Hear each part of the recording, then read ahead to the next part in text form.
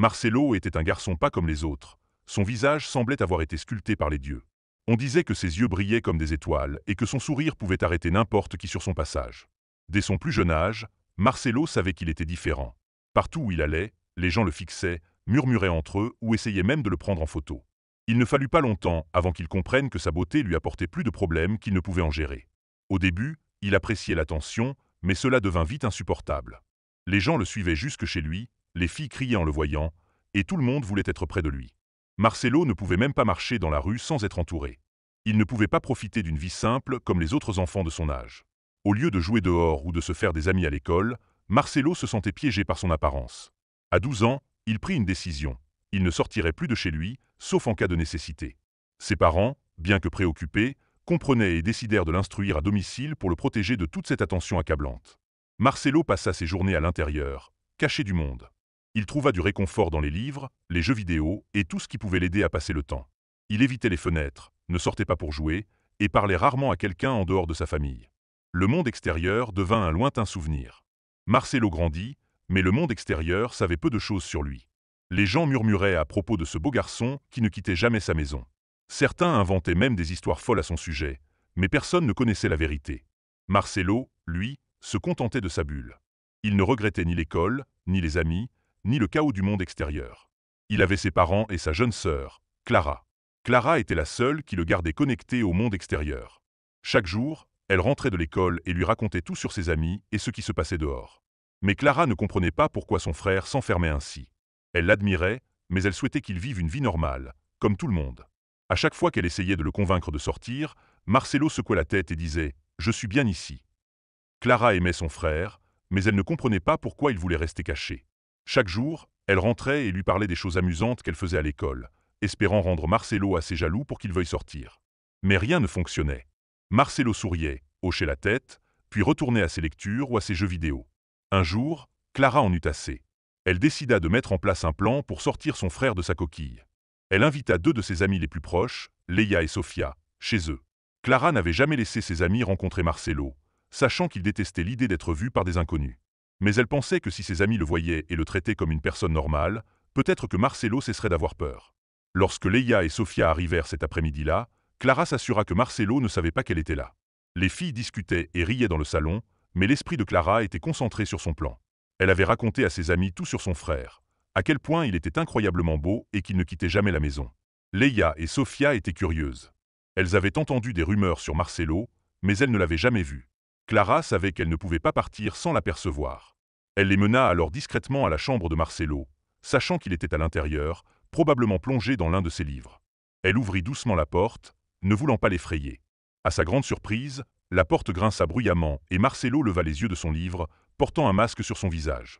Leurs regards se croisèrent et pendant un instant, personne ne bougea. Leia et Sofia le fixaient, la bouche grande ouverte de stupeur.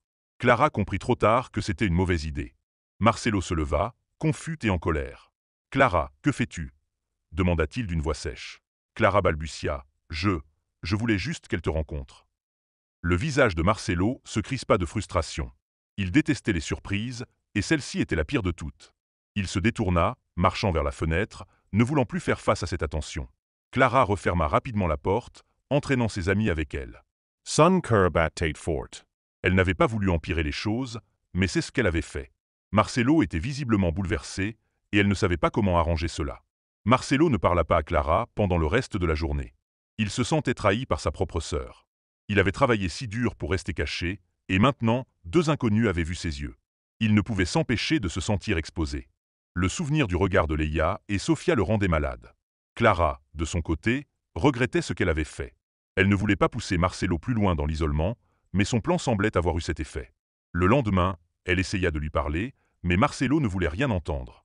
Il s'enferma dans sa chambre et refusa de sortir pour les repas. Les jours passèrent, et l'humeur de Marcelo ne s'améliorait pas.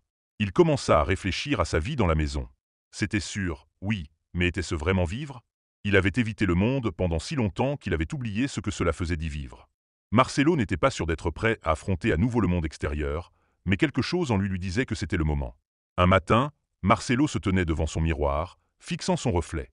Il savait qu'il ne pouvait pas se cacher éternellement. Il n'était plus un enfant, et le monde n'était plus aussi effrayant qu'avant. Marcelo prit une profonde inspiration. Peut-être qu'il était temps de sortir. Marcelo se tenait devant le miroir, se fixant du regard. Pendant des années, son beau visage ne lui avait apporté que des ennuis, attirant plus d'attention qu'il n'en voulait. Il avait pris la décision de sortir et d'affronter le monde, mais cette fois-ci, il avait un plan qui pourrait le protéger des regards et des murmures. Il saisit un grand casque noir sur son bureau. Il était simple et couvrait entièrement sa tête, dissimulant complètement son visage. « S'ils ne peuvent pas me voir, ils ne s'en soucieront pas », murmura-t-il pour lui-même. Marcelo avait été scolarisé à domicile toute sa vie. Ses parents ne l'avaient jamais poussé à fréquenter une école normale, car ils savaient à quel point cela le rendait mal à l'aise d'être entouré d'autres personnes. Mais après leur supplication, il réalisa combien il avait manqué. Marcelo décida qu'il était temps de changer. Il allait s'inscrire à l'école. Le casque solidement fixé sur sa tête, Marcelo prit son sac à dos et quitta la maison. Il n'avait jamais été aussi nerveux de sa vie. Et si le casque ne fonctionnait pas? Et si les gens se moquaient de lui? Et si l'école n'était pas ce qu'il pensait?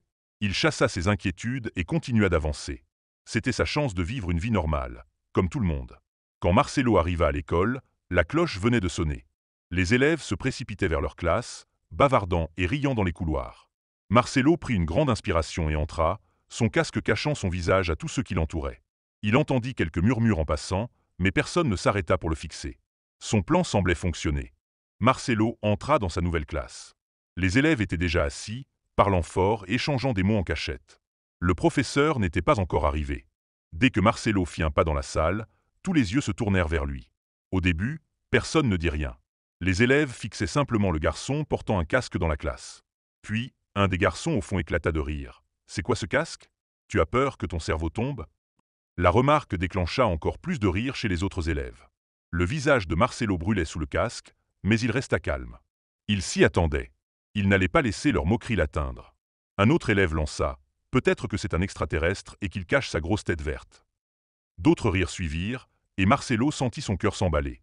Il avait envie de faire demi-tour et de partir, mais quelque chose le maintenait debout. C'était ce qu'il devait affronter s'il voulait mener une vie normale. Il n'allait pas fuir à nouveau. Enfin, le professeur entra. C'était un homme d'âge moyen, avec un visage sérieux. Il jeta un coup d'œil à Marcelo et haussa un sourcil. « Tu dois être le nouvel élève. Prends une place, s'il te plaît. » Marcelo hocha la tête, reconnaissant pour l'attitude directe du professeur. Il trouva rapidement une place au fond de la classe, loin de la plupart des autres élèves. Les rires se calmèrent, mais il sentait encore des regards sur lui. Il savait qu'il faudrait du temps pour que les gens s'habituent à lui, mais il était prêt à attendre. Après tout, ce n'était que le début. Alors que le professeur commençait le cours, Marcelo tenta de se concentrer. C'était plus difficile qu'il ne l'avait imaginé. Il n'avait jamais été dans une salle de classe auparavant, et tout lui semblait nouveau et accablant. Mais malgré les distractions, il était déterminé à apprendre. Il voulait se prouver, ainsi qu'aux autres, qu'il pouvait y arriver. Le reste de la journée passa dans un flou. Marcelo assista à ses cours, garda son casque et ignora les regards curieux et les commentaires de ses camarades. Lorsque la dernière cloche sonna, il était épuisé. La journée avait été difficile, mais il l'avait surmontée. C'était déjà quelque chose dont il pouvait être fier. Le lendemain matin, Marcelo se tenait à nouveau devant le miroir, tenant le casque dans ses mains. Le casque l'avait protégé des regards et des murmures, mais il avait aussi rendu la cible de moqueries. Il se demanda s'il ne devrait pas simplement l'enlever, affronter le monde sans. Mais en y réfléchissant, la peur le saisit. Et si c'était pire sans le casque? Et si les gens le fixaient encore plus, ou pire, le suivaient partout à cause de son apparence? Il soupira et remit le casque. Marcelo arriva à l'école, son casque fermement en place. La journée commença comme la précédente. Des murmures, des regards et des blagues occasionnelles. Mais cette fois-ci, Marcelo n'était pas aussi nerveux. Il avait survécu à sa première journée, et il savait qu'il survivrait à celle-ci aussi. En classe, les rires recommencèrent dès qu'il entra dans la pièce. Le même garçon que la veille lança une autre blague. « Hé, garçon au casque, tu dors avec ça aussi ?» D'autres rires suivirent, mais Marcelo ne réagit pas. Il se dirigea vers sa place et s'assit, ignorant les commentaires. Il se concentra sur le cours, faisant abstraction du bruit autour de lui. À l'heure du déjeuner, il s'assit seul. Cela ne le dérangeait pas. L'isolement lui donnait le temps de réfléchir.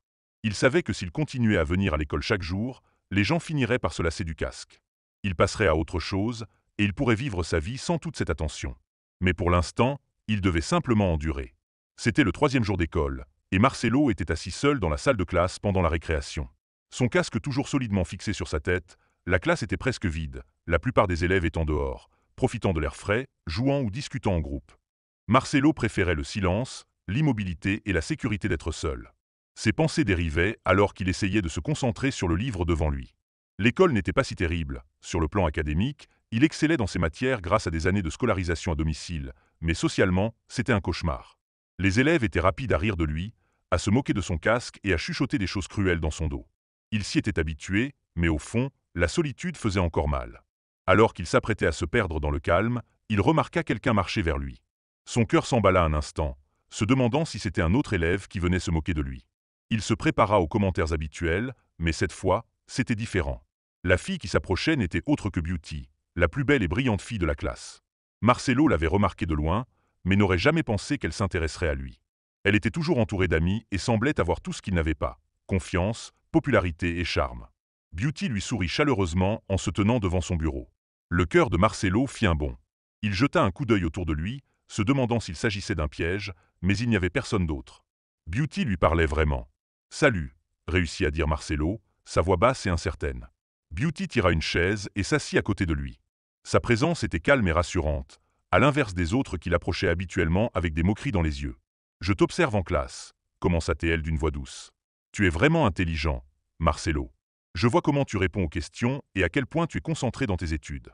J'aimerais être ton ami. » Les yeux de Marcelo s'écarquillèrent de surprise. Il était si certain que tout le monde dans sa classe était un harceleur. Mais là, quelqu'un de complètement différent se présentait. Beauty ne se moquait pas de lui, elle ne riait pas de son casque. Au contraire, elle était gentille et sincère. « Tu veux être mon ami ?»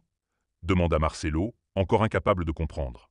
Beauty hocha la tête. « Oui, je pense qu'on pourrait être de grands amis. Je suis la fille la plus brillante de la classe, et toi, tu es le garçon le plus brillant. Ensemble, on pourrait accomplir des choses incroyables. » Marcelo sourit pour la première fois depuis des jours. Il ne s'était pas rendu compte à quel point il avait besoin d'un ami jusqu'à cet instant. La solitude qui pesait sur lui s'allégea soudainement. Il n'était plus seul. « Merci », dit doucement Marcelo, ressentant une chaleur qu'il n'avait pas ressentie depuis qu'il avait commencé l'école. « J'aimerais ça. » À partir de ce moment, Marcelo et Beauty passèrent plus de temps ensemble. Ils partageaient leurs notes, s'aidaient avec leurs devoirs et parlaient de tout, de l'école à la vie en dehors. Marcelo admirait la confiance de Beauty, le fait qu'elle n'avait pas peur d'être elle-même et qu'elle voyait au-delà de son casque et de sa nature réservée. Mais tout le monde n'était pas heureux de voir leur amitié s'épanouir. Denny, le tyran de l'école, avait gardé un œil sur Marcelo depuis le début. Denny était l'élève le plus grand de la classe, plus vieux que tout le monde car il avait redoublé plusieurs années. Il avait l'habitude d'avoir le contrôle et il n'aimait pas l'idée qu'un garçon comme Marcelo, si calme et portant un casque, attire l'attention. Quand Denny vit que Marcelo et Beauty devenaient amis, sa colère augmenta. Beauty avait toujours été la fille que Denny admirait, bien qu'elle ne lui ait jamais accordé d'attention. Maintenant, en la voyant avec Marcelo, la jalousie de Denny brûlait encore plus fort. Un après-midi, après la fin des cours, alors que la plupart des élèves rassemblaient leurs affaires pour partir, Denny décida qu'il en avait assez. Il se précipita vers le bureau de Marcelo, le surplombant avec un regard intimidant. « Hé, le garçon au casque !» cria Denny, sa voix remplie de colère. « Je ne sais pas pour qui tu te prends, mais tu dois rester loin de Beauty. » Il avait toujours eu peur de Denny, sachant à quel point il était grand et fort. Denny était à l'école depuis des années sans réussir à passer en classe supérieure, et sa réputation de fauteur de troubles était bien connue. Marcelo ne voulait pas de problème, surtout pas avec quelqu'un comme Denny. Denny se pencha plus près, ses poings serrés. « Beauty ne t'appartient pas. Elle est à moi. Alors tu ferais mieux de t'éloigner d'elle ou tu le regretteras. » Les mains de Marcelo tremblaient légèrement, mais il ne répondit pas. Il avait trop peur pour parler. Que pouvait-il dire? Denny était plus vieux, plus grand et plus méchant. Marcelo n'était pas un combattant, et la dernière chose qu'il voulait était de provoquer davantage Denny. Juste au moment où Marcelo pensait que la situation ne pouvait pas empirer, Beauty apparut. Elle avait entendu les menaces de Denny et n'allait pas le laisser s'en tirer si facilement. « Denny, laisse-le tranquille. » La voix de Beauty était forte et claire. Denny était confus. « De quoi tu parles ?»« Je dis que tu dois arrêter d'intimider Marcelo, » répondit Beauty. « Peu importe ta taille ou depuis combien de temps tu es dans cette école, tu n'as aucun droit de le traiter comme ça. » Denny rit, essayant de balayer ça d'un geste. « Oh, allez Beauty, tu veux vraiment traîner avec ce gars? C'est juste un intello avec un casque. »« Il n'est pas rien, » dit Beauty. « Marcelo est intelligent, gentil et une bonne personne. C'est plus que ce que je peux dire de toi.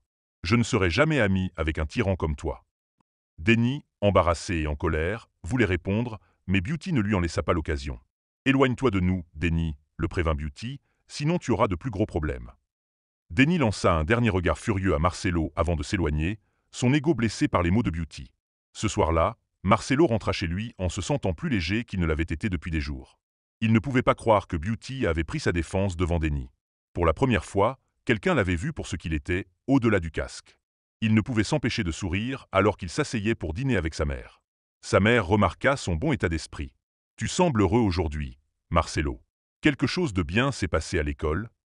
Marcelo s'arrêta un instant, pensant à Beauty et à la nouvelle amitié qu'il avait formée. « Oui, je me suis fait un ami, » dit-il avec un petit sourire. Le visage de sa mère s'illumina de joie. « Un ami? C'est merveilleux. Marcelo, comment s'appelle-t-elle » ? « Elle s'appelle Beauty, » répondit Marcelo. « C'est la fille la plus intelligente de la classe et elle a été vraiment gentille avec moi. Elle se moque du casque ou de quoi que ce soit d'autre. » Le sourire de sa mère s'élargit. « Beauty a l'air d'être une fille charmante. Tu devrais l'inviter à la maison un de ces jours. J'aimerais beaucoup la rencontrer. » Marcelo hesita. « Pas encore, maman. Je ne veux pas précipiter les choses. On apprend encore à se connaître. » Sa mère acquiesça, compréhensive. « D'accord, quand tu seras prêt. Mais c'est bon d'entendre que tu t'es fait un ami. » Le lendemain à l'école, quelque chose d'inattendu se produisit. Pendant la classe, Denny, toujours amer à cause de l'affrontement avec Beauty, décida de déverser sa colère sur Marcelo à nouveau. Il s'approcha du bureau de Marcelo et, sans prévenir, lui arracha son casque de la tête devant tout le monde. Pendant un instant, toute la classe resta silencieuse. Marcelo se sentit exposé, vulnérable. Ses mains montèrent rapidement pour couvrir son visage, mais c'était trop tard. Son visage, parfaitement beau, était maintenant exposé à tous les regards. Et alors, les murmures commencèrent. « Waouh, il est tellement beau !» dit une fille, émerveillée. « Je ne peux pas croire qu'il cachait ça sous ce casque », ajouta une autre. Bientôt, les filles de la classe commencèrent à se rassembler autour de Marcelo, lui posant des questions, le complimentant sur son apparence et cherchant à attirer son attention. Marcelo, qui avait toujours voulu se fondre dans la masse et rester invisible, se retrouvait maintenant au centre de toutes les attentions, et il ne savait pas comment gérer cela. De son côté, Beauty observait la scène à distance, ressentant quelque chose qu'elle n'avait jamais ressenti auparavant, de la jalousie. Elle n'aimait pas que toutes ces filles s'intéressent soudainement à Marcelo juste à cause de son apparence. Elle l'avait apprécié dès le début, même lorsqu'il portait encore son casque. Elle se moquait de son apparence. C'était son intelligence, sa gentillesse et sa personnalité qui l'avaient attiré. Pendant le déjeuner, Marcelo trouva un moment pour échapper à la foule et s'assit avec Beauty. Il remarqua l'expression sur son visage et comprit que quelque chose n'allait pas. « Cava » demanda Marcelo. Beauty ne répondit pas tout de suite. Elle jeta un coup d'œil au groupe de filles qui les regardaient encore de l'autre côté de la salle. « Elle s'intéresse à toi maintenant seulement à cause de ton apparence, » dit-elle doucement. « Ce n'est pas juste. » Marcelo lui sourit de manière rassurante. « Tu n'as pas à t'inquiéter pour elle. Tu es celle qui a voulu être mon amie quand je portais encore le casque. C'est ce qui compte pour moi. » Beauty le regarda, sa jalousie disparaissant. Elle réalisa que Marcelo ne se laisserait pas influencer par des filles qui ne s'intéressaient qu'à son apparence. Il accordait plus de valeur à leur amitié qu'à tout le reste. Pendant ce temps, l'attention que Marcelo recevait des filles n'était pas passée inaperçue auprès des garçons de la classe, en particulier Denny. Il avait toujours été celui qui attirait l'attention des filles, même si c'était surtout par crainte ou à cause de sa carrure. Maintenant que Marcelo était sous les projecteurs, Denny sentait son contrôle lui échapper, ce qui le rendait furieux. Les autres garçons de la classe devenaient aussi jaloux. Ils n'arrivaient pas à croire que Marcelo, le garçon discret qui portait un casque, était soudainement devenu le garçon le plus populaire de l'école. Partout où Marcelo allait, les filles le suivaient, gloussant et essayant de lui parler. Cependant, Marcelo ne laissait pas cela lui monter à la tête. Il restait proche de Beauty et montrait clairement qu'il n'était intéressé par personne d'autre.